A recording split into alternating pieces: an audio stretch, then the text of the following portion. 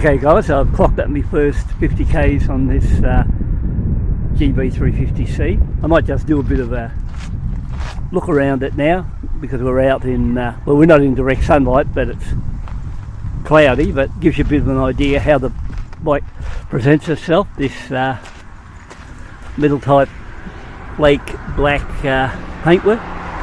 You've got to look into it. It's not metal flake, it's I forget what it is, but when you look into it you can see little bursts of flicker through it. I just forget what they used to call that sort of paint, but actually I never used that at all.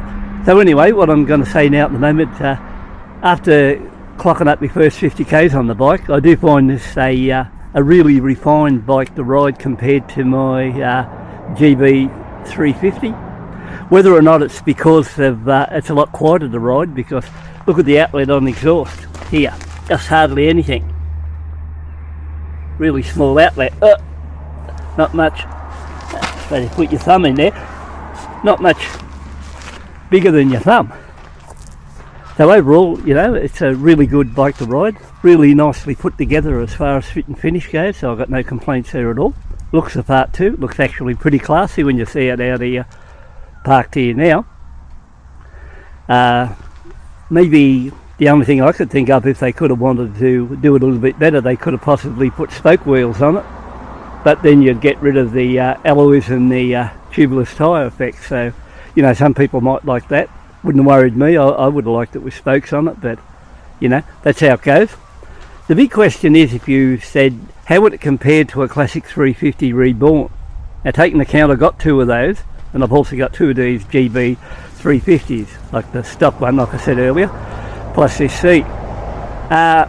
This bike does everything well, and I wouldn't even be surprised it even feels a little bit smoother to ride than the red GB350. But if you asked how it compared to a classic 350, I think it's totally different in the fact that I think the classic 350 gives you that more old school ride appeal. So when you're riding a classic 350, it does feel like you're riding a 50-year-old bike. There's no risk whatsoever. When you ride this bike, it feels like you're riding a 2025 model bike, which looks a little bit older, where the classic 350 feels like it's 50 years old, ride like it's 50 years old, and it's got the added advantage of the fuel injection and the dual channel ABS. Now the sun's out here now, and you might be able to see the flicker on the paint now through it. Very hard to get a sunny day lately here, but look at the flecks coming through that paint. Hopefully you can see them. I can see them. They almost look like they're little starbursts all the way through. So overall, you know, my first experience out, yeah, look at that. Geez, I tell you what, that really does look good in sunlight. You couldn't get here and say it's a shitty looking bike, because if you did, you'd have to be jealous, because it really does look good in that moment. But back to the other side would be that if you're into buying one of these, I'd highly recommend this bike after 50k's. It's going really well. What I mean by that, nothing I can point out where it could be fixed in some areas better than the others. I don't mind the idea of the big long exhaust and it's quieter, because when you look at it, I've got a couple of fairly noisy ones, so you know, that counteracts that. And if you want to see more on these bikes when I run them further together, by all means sub to the channel, and if you like what you see, give it a thumbs up. But overall, the sun's gone behind the clouds now, and you can't see the flicker as much, see? Just hard to believe what it looks like in direct, or not even direct sunlight, filtered type sunlight, compared to as it is now. It just looks like a black bike, but once the sun hits it, it comes to its really at its best. Somebody asked me, could I remove the back seat? It's quite possible. I haven't looked into it, but you've got two bolts here and you've got one here at the side, so it's quite possible that framework will come off, and I don't know if it's anything left or just removes it straight away like what's on the classic 350. Either way, I'll have a go later on and give that a bit of a burst and see if I can pull that off.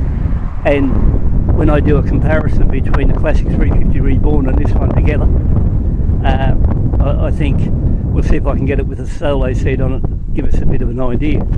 So the only trouble is you'd probably still have overhang, but like I said, I don't know yet because I've never done it. I've only brought it home yesterday, did 3 kilometres on the ride home, never went on it. I was out on the 350 Royal Enfield Signals today, enjoyed that ride. So after I come back from a good run on the Signals, I thought this is a bit of one to get back on, so it gives me a rough idea how the Enfield compares to the Classic. But I think if you just want a good run around town bike like this one, it's so far, even with 50 k's on it, it's really nice in the gearbox, nice in the brakes. The seat inside isn't too bad, but I think these shocks are a little bit at the back here, a little bit on the hard side. You know, they're a fairly massive shock.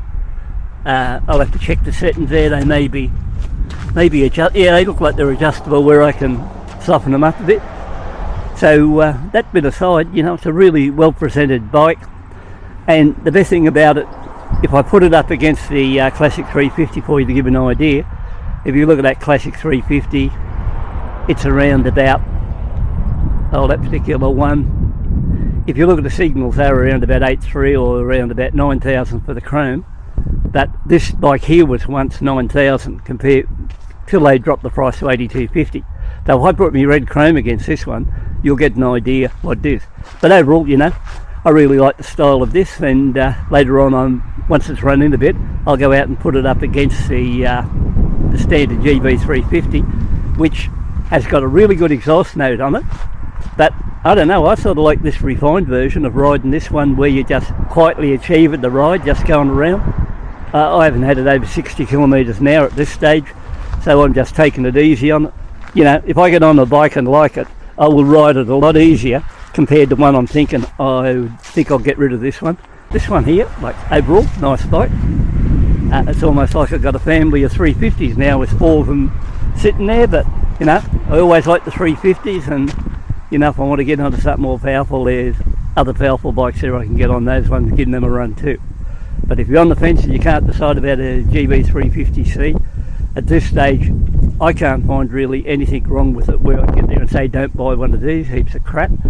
And it's just personal preference, like whether you like the Classic 350 Reborn, which overall my thoughts still hold that the Classic does give the classic look of a bike and the good old school looks, but once you get out around riding it around, I think that's where the Honda takes over and beats it in that line there. So and it doesn't worry me one way or the other, because like I mentioned, I've got both lots, so it's just personal preference what you like. You can either go Honda and try it for the longer haul, or you can do the Classic. But my thoughts are, if you want something you sit on, it's fuel injected, fairly reliable, although I had no real issues, and want that really old school look, don't go past the Classic 350.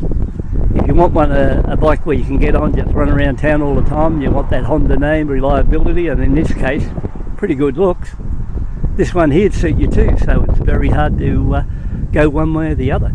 So they're both good bikes, and if you can't decide, the best idea is just buy both and you're covered in both directions. So once again, thanks for tuning in. Take a look. Catch you later.